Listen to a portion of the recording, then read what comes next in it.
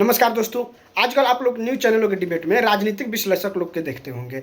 ये महोदय लोग विश्लेषण कम और पार्टी के प्रवक्ता ज़्यादा लगते हैं। चाहे कोई अपोजिशन की तरफ से आए या कोई सरकार की तरफ से आए, हर कोई मतलब कोई ना कोई पक्ष लेता ही है। अभी आज तक पे एक डिबेट हो रहा था, उस डिबेट में आशुतोष और रोहित सिंह दोनों राजनीतिक विश्लेषक के रूप में आए हुए थे और ये दोनों आमने सामने हो गए।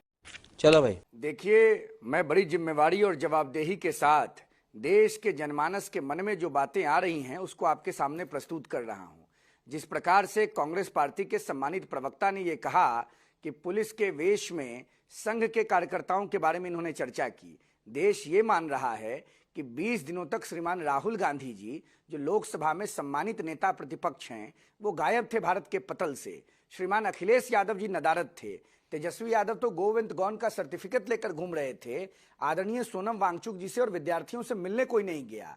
पार्लियामेंट के 24 घंटे पहले इमरजेंसी लैंडिंग होती है और पूरा प्रपंच रचा जाता है। देश का मानना है कि कांग्रेस पार्टी ने देश की स्थिर सरकार को, लोकप्रिय सरकार को अस्थिर करने के लिए विदेश के लोगों के सहयोग से, या यूं कहें तो सोरोस जैसे लोगों के सहयोग से, देश के अंदर कांग्रेसी कार्यकर्ताओं को पुलिस के बीच में भेजकर इस प्रकार के कुकृत्य को अंजाम दिया है। और जो पैलेट गन की बात आ रही है, मैं जिम्मेवारी से यह आरोप लगा रहा हूं कांग्रेस के ऊपर।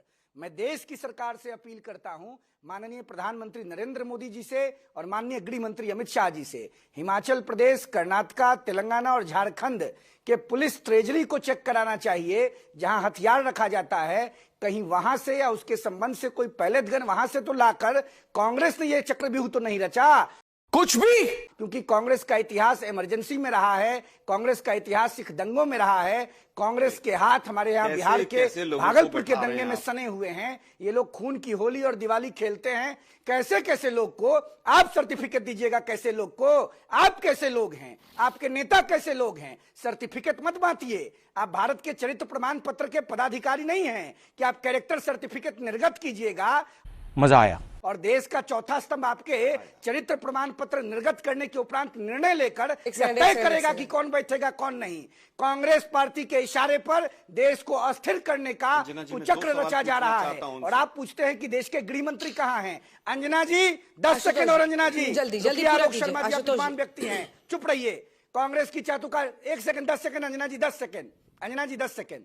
देश के गृह मंत्री असम में बाढ़ आया हुआ है। लगातार हिमंत बिश्व शर्मा जी से संपर्क करके असम के जनमानस की समस्या के समाधान में संकल्पित भाव से लगे हैं। ओडिशा में भद्रक नदी अपने चरम पर है, बाढ़ की विभीषिका है। गृह मंत्री, प्रधानमंत्री ओडिशा और असम के लोगों के समस्याओं के समाधान में लगे हैं। और कांग्रेस के लोगों को ले दे करके बस राजनीति। ना इनको विद्यार्थियों से मतलब है, ना नौजवानों से मतलब है, ना महिलाओं से मतलब, ना पिछड़ों से मतलब, ना भारत महतारी से मतलब। देश की जनता सबक सिखाएगी।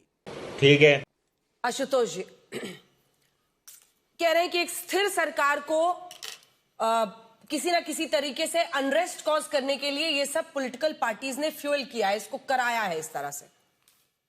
और पुलिस वालों का जो आज दर्द आया है उस पर मैं चाहती हूं आप भी बोले। सॉरी, मैं ये रोहित सिंह जी राजनीतिक विश्लेषक है ना? अच्छा, हाँ ठीक है, सॉरी, मैं तो समझा था कुछ और। तू समझा? देखिए, पहले तो सरकार ने यह कहा कि पेपर लीक नहीं हुआ, बाद में मंत्री का इस्तीफा देना पड़ा। अब सरकार कह रही कि पायलट गन का इस्तेमाल नहीं हुआ, लेकिन पुलिस की जीडी एंट्री में तो साफ तौर पर लिखा हुआ है कि 1:26 22 जुलाई को पायलट गन का इस्तेमाल हुआ और डीसीपी की मौजूदगी में हुआ। असल सवाल ये नहीं है। असल सवाल ये है, ये हम लोगों को आपस से पूछना चाहिए कि कब सरकार पुलिस और सेना की मदद लेने लगती है और कब वो नागरिकों से दूर हटती चली जाती है। वो जो मासूम बच्चे थे सड़कों के ऊपर, अगर वो इतने ही अराजकतावादी थे, इतने ही एंटी सोशल एलिमेंट्स थे, इतने ही धर्म विरुद्ध थे, इतने ही गालीबाज थे, पाकिस्तान परस्त थे, गुंडे मवाली थे, अरे कहना क्या चाहते हो? तो सरकार ने उसके सामने सरेंडर क्यों किया? सरकार ने तो सरेंडर किया ना, उनके सामने इस्तीफा दिया। अब चूंकि मामला फंस गया है कि धर्मेंद्र प्रधान के बाद अमित शाह के इस्तीफे की मांग होने लगी है, छात्र गंभीरता के साथ इस्तीफा मांग रहे हैं और अमित शाह के साथ अब जिंदगी भर ये लगा रहेगा कि आपने दिल्ली में छात्रों के ऊपर बर्बरता पूर्वक व्यवहार करने वाली सरकार में गृह मंत्री थे, ये उनका साथ छोड़ने वाला नहीं है। तो इसलिए अब नैरेटिव को बदलने की कोशिश की जा रही है। मेरा स्पष्ट तौर पे मानना है कि जब कोई सरकार नागरिक अधिकारों से हटके और उनके लोग ये कहने लगे कि जो आंखों के सामने दिखाई पड़ रहा है कि पायलट गन का इस्तेमाल हुआ, बच्चों की आंखें जा रही हैं, हाथ पैर टूटे हैं और उसमें इलेक्ट्रिक शेल्स का इस्तेमाल हुआ है, लकड़ी में लाठी में कीलों का इस्तेमाल हुआ है और सरकार प्रायोजित कार्यक्रम करवा रही है, तो ठीक है, करने दीजिए ना। देश की जनता इसको देख रही होगी अच्छी तरीके से। सुधांशु जी जवाब। और वैसे भी देखिए, मैं तो साफ तौर पर मानता हूं, इसमें कोई दो राय है नहीं, कि भारतीय जनता पार्टी की सरकार कभी कुछ भी गलत नहीं करती है। वो उसके सांसद संसद के अंदर गाली नहीं बकते हैं, उनके प्रवक्ता आज तक पर आकर खुलेआम गाली नहीं बकते हैं। लेकिन जिस प्रकार से वामपंथी विचारधारा से जुड़े हुए लोग और विदेश परस्ती की वकालत करने वाले लोगों ने जंतर मंतर पर बैठकर देश के अभिभावक और देश के प्रधानमंत्री 140 करोड़ लोगों के प्रतिनिधि नरेंद्र मोदी जी के बारे में अनपार्लियामेंट्री बात कहा, क्या उस पर कांग्रेस पार्टी ने कोई आपत्ति व्यक्त की? नहीं। क्यों नहीं व्यक्त की? और जिस प्रकार से लीडर ऑपोजिशन इन लोकसभा राहुल गांधी ने देश के नौजवानों को इडियट कहा, क्या उस पर कांग्रेस पार्टी ने माफी मांगी? अरे आप बोल क्यों रहे हैं? चुप रहिए ना। आप बोल रहे थे, तुम बोल रहे थे। और अंजना जी, एक महत्वपूर्ण बात, अभी एक वरिष्ठ पत्रकार जो कल तक आम आदमी पार्टी के नेता होते थे, अगर हम करें तो करें क्या, बोले तो बोले क्या, वो देश के गृह मंत्री के संदर्भ में बोल रहे थे। मैं बता देना चाहता हूं, जब नए मॉडर्न इंडिया का इतिहास लिखा जाएगा तो ये लिखा जाएगा धारा 370 किसने समाप्त कराया? अमित शाह जी ने। नक्सलवाद को किसने खत्म किया? अमित शाह जी ने। कश्मीर में स्थिरता किसने लाई? अमित शाह जी ने। क्या बात करेंगे ये लोग? इन लोगों को एक फोबिया हो गया है, सिंड्रोम हो गया है, नरेंद्र मोदी फोबिया, अमित शाह फोबिया। देश की जनता नरेंद्र मोदी और अमित शाह की क्षमता को जानती है। मोदी जी महान है। नौजवानों की आड़ में देश के अंदर दंगा नहीं भड़काने दिया जाएगा। कांग्रेस का इतिहास इमरजेंसी में नसबंदी का रहा है और कांग्रेस का इतिहास याद किया जाएगा। छात्र आंदोलन में दंगा भड़काने के लिए, तो इसलिए आज प्रदर्शन में लाठी थोड़ी चला दीजिएगा सरकार को अस्थिर कराने के लिए। एक ही जगह आपका रिकॉर्ड बार बार घूम रहा है, गजब बेइज्जती है। एक ही जगह रिकॉर्ड घूम रहा है बार बार, मतलब 10 सेकंड के लिए। अरे सवाल है कि उसकी वजह से आज ऐसी हैंडलिंग क्यों हुई, आज ऐसी स्थिति क्यों पैदा हुई? क्या स्थिति को आंकने में, समझने में गलती, उस पर भी तो फोकस करिए कुछ। कांग्रेस का तो हो गया हिस्ट्री, जनता ने बाहर कर दिया है, 12-13 साल हो गए। और रोहित जी, आपका ऑडियो नहीं जा रहा है, रुकिए अब। आशुतोष जी जल्दी से कमेंट। वो कह रहे हैं आम आदमी पार्टी के तो नेता थे ये। देखिए, मैं इंदिरा गांधी के जमाने में एक नारा था देवकांत बरुआ का, अब तो मुझे हर जगह देवकांत बरुआ ही दिखाई पड़ते हैं भाई। इतना पतन तो नहीं होना चाहिए, कम से कम इतना पतन तो नहीं होना चाहिए। और ये लोग जो संघ और बजरंग दल के मेंबर हैं, राजनीतिक विश्लेषक करके यहाँ आते हैं और इनका विश्लेषण क्या ये दुनिया देख रही है। अरे कुछ तो कम से कम कुछ तो लोक लिहाज होना चाहिए, कुछ तो होना चाहिए भाई, कुछ तो पढ़ लिख के आया करिए। क्यों इस तरीके से ज्ञान देते हैं आके? जनता हंसती है आप लोगों की बातों को सुन के। तेरा तो गेम बजाना पड़े। सवाल पूछा जा रहा है भारतीय जनता पार्टी पे, जवाब दिया जा रहा है उस पे। अरे सवाल का जवाब दीजिए ना। अमित शाह जी क्यों संसद में नहीं आ पा रहे हैं? क्या कारण है नहीं आ रहे संसद के अंदर? किससे उनको डर है? किससे डर है? क्यों नहीं अपना मुंह दिखाते वहां पे? क्यों गायब है वो? ये सवाल नहीं पूछा जाएगा। आम आदमी पार्टी में अरविंद केजरीवाल की वकालत करते थे और बड़ी बड़ी बात आप कर रहे हैं। जो मन में आएगा बोलिएगा। लोकतंत्र में नहीं। मैं तो आपकी पूजा करना चाहता हूँ। देश के नागरिक को दिया है। मैं आपकी पूजा करना चाहता हूँ। सुधांशु जी देखिए, ये आंदोलन हुआ, पेपर लीक सबसे बड़ा मुद्दा था।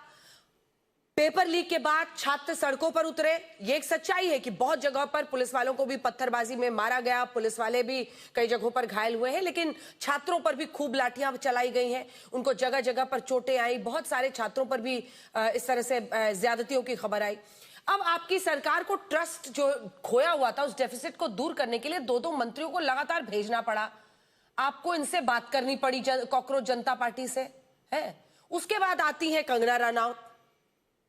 ऐसे ही पहले खालिस्तानी ये वो कर करके नुकसान पहुंचाया, और उसके बाद से पूरा एकदम मतलब ऐसी बातें जिसका कोई सिर पैर नहीं है, गटर जनरेशन कह देना, लड़कियां हैं, मतलब अगली जैसे शब्दों का इस्तेमाल करना उनके लिए कैसे स्वीकार्य हो सकता है सर? ये good question, you are a good question.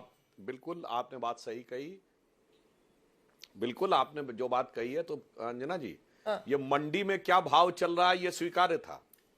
ये अगर वो कंगना गलत रनावत है तो के ये लिए भी तो ऑफिशियल गलत है ना। पोस्ट था, और उसके बाद बचाव लिया गया कि वो हैक हो गया था। हैक की दिखाएं, कब रिपोर्ट की थी कि मेरा अकाउंट हैक हो गया, और क्या क्या भाषा शब्द प्रयोग नहीं की गई। प्रधानमंत्री जी के लिए बिहार चुनाव में मां की गाली बोली गई और कोई कार्रवाई नहीं हुई। इससे ज्यादा कुछ हो सकता है? चुनावी सभा में मां की गाली, और बाकी सब तो कब्र खुदेगी, ये होगा वो होगा, वो तो बहुत सारा होता रहा, अलग बात है। मगर मैं एक बात कहना चाहता हूं, अभी आलोक जी ने कहा कि कैसे बैल बुद्धि हैं भाई रोहित सिंह के लिए, कि ये कह रहे हैं कांग्रेस के लोग थे।